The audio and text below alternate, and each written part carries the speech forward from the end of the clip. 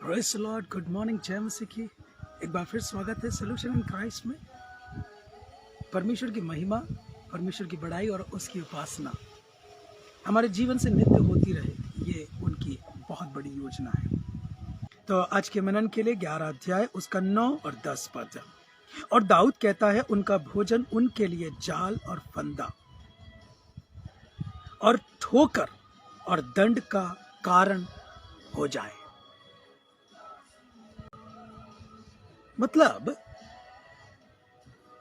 उनका भोजन, कई लोग जैसे पहले कुरिन्थियों में भी आया कि पेट उनका ईश्वर है, पेट के लिए वो कुछ भी कर सकते हैं। कई मैंने ऐसे क्रिमिनल्स को देखा, कई ऐसे व्यक्तियों को देखा जो कि चंद मतलब एक कैसे कि भोजन के लिए या सारी चीजों के लिए, मतलब थोड़े से कुछ के लिए वो अपने आप को तक बेच डालते हैं। किसी के साथ भी कुछ कर सकते हैं, मतलब इंसानियत मर सी गई है। उनका भोजन उनके लिए फंदा, जाल और दंड का कारण हो जाएगा। क्यों? क्योंकि उनका फोकस सिर्फ वही है, उसके अलावा कुछ चीजें जानते पर भी अनजान बने रहकर उनके लिए वही है। भोजन भोजन भोजन मतलब भोजन नहीं तो कुछ नहीं हो सकता। कई लोग बोलते हैं ना, पैसा नहीं तो कुछ नहीं हो सकता। ऐसों का मेन उद्देश्य होता है भोजन। रात को खाया, कल की चिंता, कल क्या खाएंगे, कल कैसा होगा, कल क्या बनाएंगे, कई चीजें। ओके, पर यहाँ पर और कुछ चीजें भी जो नहीं यूज करना चाहिए वो भी यूज करके अपने लिए एक फंदा, जाल और ठोकर और दंड का कारण हो जाते हैं। 10 पद कहता है, उनकी आंखों पर अंधेरा छा जाए ताकि ना देखे, और तू सदा उनकी पीठ को झुकाए रख।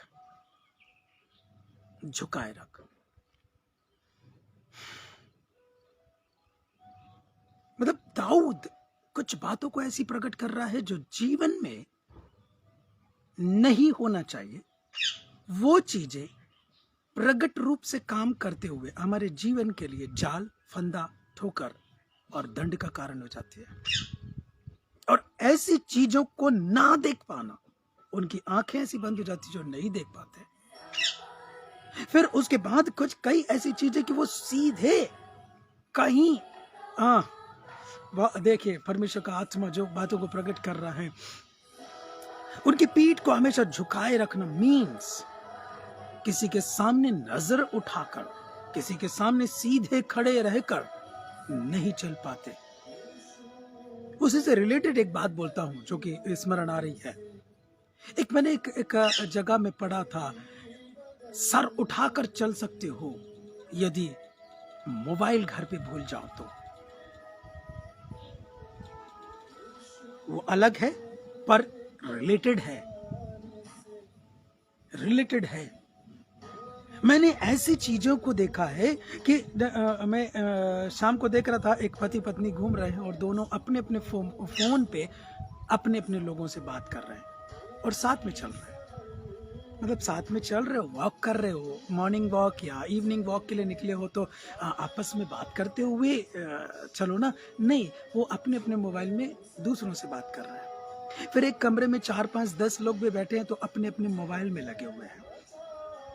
हर जगह पर देखा जाए तो ये चीजें हमारे इंसानियत को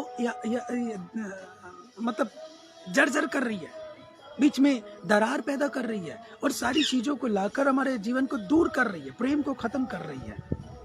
एक दूसरा, कई ऐसी वारदातें या घटनाएं हमारे जीवन से हो जाती है कि किसी के सामने हम सर उठाकर चल नहीं सकते, सीधे खड़े नहीं हो सकते, नजरें झुकाकर बात करनी पड़ेगी, उनके सामने हमेशा झुके रहना पड़ेगा, क्योंकि हमने मुंह खोला, हमने देखा, हम सीधे खड़े हुए तो वो हमारी कमियां गिनाकर जग जाहिर कर देंगे।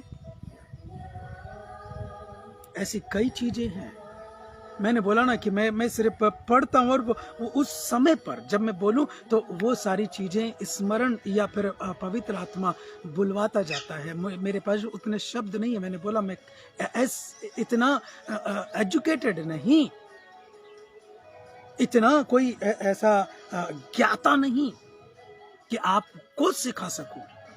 हम सबको पवित्र आत्मा सिखाता है, या उसके, मैं ऐसा बोलूं कि उसके बिना हम कभी नहीं सीख सकते। और जब पवित्र आत्मा किसी से बुलवाता है, तो पवित्र आत्मा जब बुलवाया है तो वहां पर काम भी वही पवित्र आत्मा करता है। दोधारी तलवार है ये वचन, जब प्रकट होता है तो अपना काम करके ही लौटता है। आमेन, प्रेज़ द लॉर्ड। दाऊद जो वचन बातों को कह रहा है 9 और 10 पद में, एक तो भोजन और उसके साथ रिलेशन, उसके साथ संगति ना करने का अंजाम, दंड, ठोकर, फंदा और जाल। फिर वहीं पर उनकी आंखों के सामने हमेशा अंधेरा छाया रहे। दूसरा, उनकी पीठ हमेशा झुकी रहे, सीधी नहीं हुआ। समझ में आ रहा है आपको? उसके साथ संगति ना करने का अंजाम।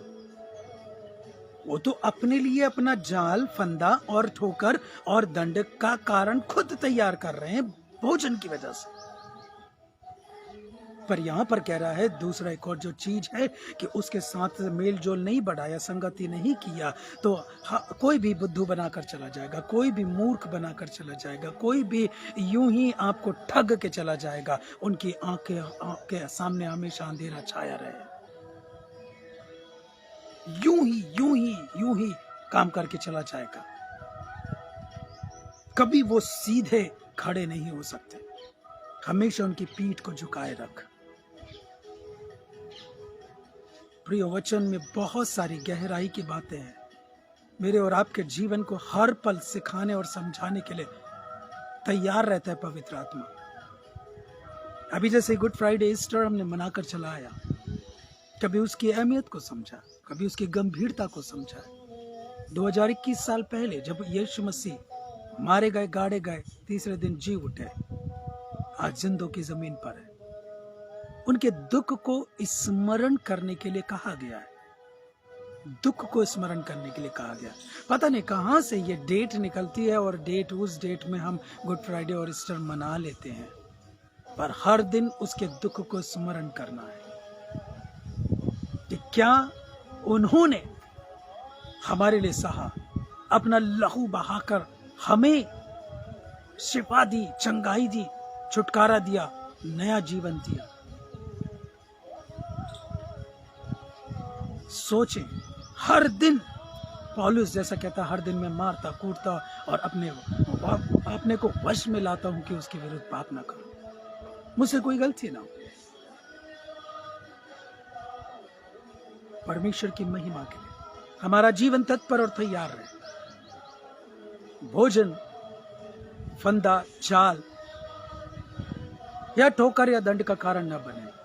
उसके साथ संगति ना करने से हमारी आंखों के सामने अंधेरा ना छाया जाए, ना छाया रहे, हमारी पीठ झुकी ही ना रहे, लेकिन हम सीधे खड़े होकर दिलेरी के साथ आत्मा से परिपूर्ण होते हुए, उसके साथ संगति, मेल जोल को बढ़ाते हुए आगे बढ़े और अनेकों के सामने दिलेरी के साथ खड़े होकर कह सके, यीशु ही प्रभु है, उसके बिना उद्धार कहीं नहीं है, उसके बिना जीवन कहीं नहीं है। वो हमें से प्रत्येक को अपने हाथ में लेकर आगे बढ़ाना चाहता है। God bless you.